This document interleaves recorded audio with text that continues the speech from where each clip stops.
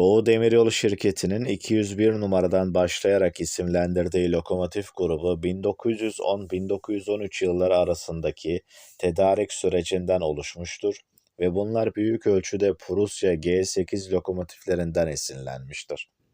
Toplamda 9 adet teslim edilen 201-209 grubu lokomotifler Henschel ve Saugn üretimiydi ve D-aks düzenine sahipti.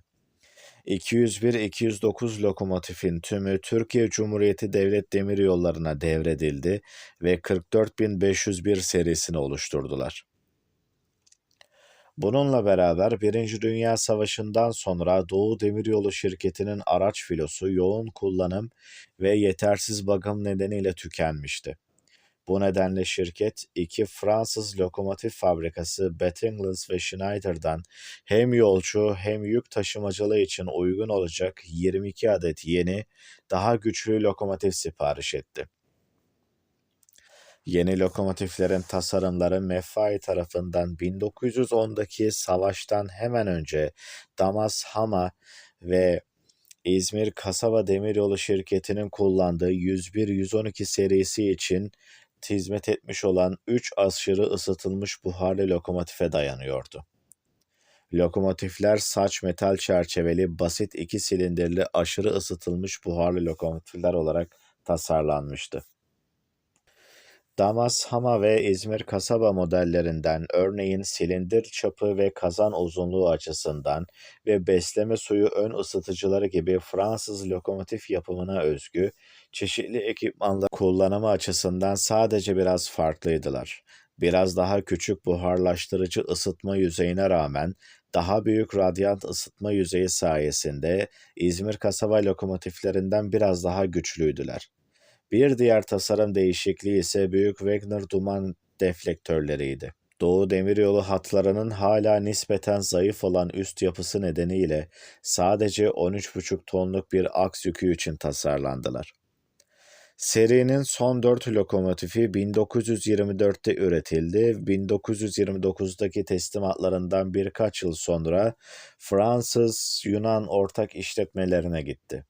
Fiilen sadece Yunan-Fransız karma yönetimi altında Doğu Demiryolu şirketinin bir yan kuruluşu olan bu yeni şirket, Edirne ile Marisa Nehri'nin ağzı arasındaki Türkiye ile Yunanistan arasındaki yeni sınırın bir sonucu olarak Svelengrad'dan Dede Ağaç'a giden Doğu Demiryolu'nun güzergahını devralmıştı. Doğu Demiryolu şirketi Python'un kuzeyinde özellikle İstanbul ile Edirne arasındaki trenler için işletme haklarını elinde tuttu. Doğu Demiryolu şirketi güçlü lokomotifleri tüm trenlerin üzerinde kullandı. Ayrıca nispeten düşük azami hızlarına rağmen Simplon Orient Express'i de çektiler. 1937'de Doğu Demiryolu şirketi kamulaştırıldı ve Türkiye Cumhuriyeti Devlet Demiryolları tarafından devralındı. 18 adet lokomotif Türkiye Cumhuriyeti Devlet Demiryolları'na devredilerek 45.501 serisini oluşturdu. Türkiye'nin Avrupa yakasındaki ana güzergahlarında faaliyetlerine devam ettiler. 1955 yılında İstanbul'un Yedikule banliyösünün deposunda 4 lokomotif, kalan 14 lokomotif ise Çerkezköy'de konuşlandırıldı. 1957 yılında 45.501 numaralı lokomotif, Simplon Doğu Ekspresi'nin lokomotifi olarak Yarımburgaz yakınlarında meydana gelen ve 95 kişinin hayatını kaybettiği demiryolu kazasına karıştı. Lokomotif hasar gördü ancak daha sonra onarıldı. Serinin korunmuş ve İzmir'deki Çamlık Demiryolu Müzesi'nde bulunan tek lokomotifidir. 1950'nin sonlarına doğru Batı Avrupa'ya giden ve Batı Avrupa'dan gelen uluslararası ekspres trenlerin kullanımı, Türkiye Cumhuriyeti Devlet Demiryolları'nın 56.501-56.553'ün daha güçlü lokomotiflerine verildi. Ancak 45.501 serisi İstanbul ile Edirne arasındaki gece treninden önce olduğu gibi ekspres tren hizmetlerini de korudu. Ayrıca yolcu ve yük trenlerini taşımaya devam ettiler.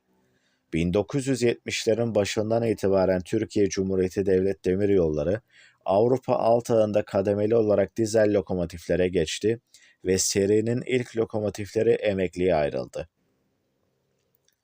Diğer lokomotifler ise Afyon ve Mersin gibi depolara gitti. Ancak 1978'de İstanbul'dan Atina'ya giden ekspres trenin önünde de operasyonlara devam ettiler.